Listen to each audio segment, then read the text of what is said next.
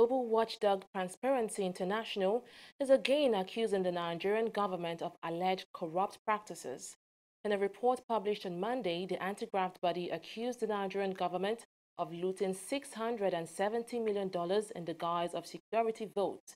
Security votes are funds that are disbursed to the country's 36 states to deal with various security issues. The group wants the law abolished.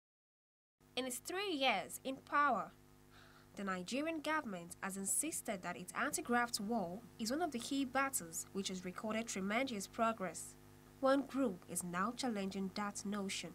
The anti-corruption group Transparency International is accusing Nigerian government officials of looting $670 million through a so-called security vote. Security votes are funds allocated to state governors to tackle security challenges in their states. The use of such funds is said to be usually unaccounted for. The group is also alleging that $15 billion was stolen from Nigeria's defense sector by former military chiefs. They are now advocating a federal legislation which outlaws security votes across all tiers of government. This abuse of public funds, this secretive use of public funds, this misappropriation of public funds, we believe that there must be a law clearly spelling out the banning of this misuse of public funds, because they are not actually used to complement the effort of security architecture in the country. It is funds that are being used for all sorts of kinds of political patronage. It is money that is being used to build individual financial empire. It is money that is being used to even create ethnic militia. It is money that is being used to do all sorts of things that has nothing to do with adding value for security in the country. There is a trust deficit in Nigeria today. There is a trust deficit between citizens and security actors. There's a trust deficit within the command structures of our security agencies. And there is a trust deficit between security bodies themselves. Together with other recent reports, for instance that of NOPRIN, which looks into Nigerian police force budgeting and planning, we get a unique insight into the financial inadequacies and corruption risks that sit at the center of the weakness of Nigeria's security sector. But as I said, I do believe that there is reason for hope. Nigeria and Nigerians have the solutions.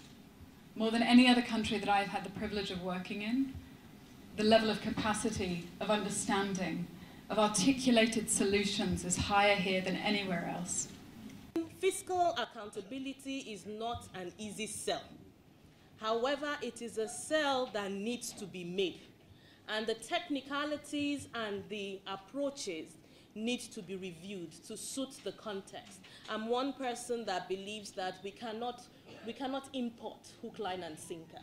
We need to look at our own we need to look at our own architecture and see how we would make progress. If it has to be faced, let it be faced. But let us know that it is being faced, and these are the steps we're taking the first 2 years. We're consolidating third, fourth year, and we are going to arrive at where we are going.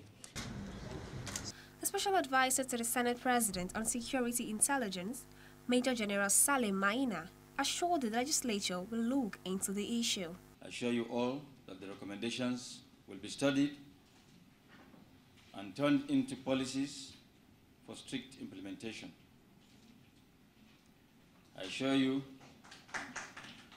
you can be assured of the maximum support of the Senate and indeed that of the National Assembly under my chairmanship in order to achieve our common objectives. The report comes as President Muhammadu Buhari prepares to run for a second term in office.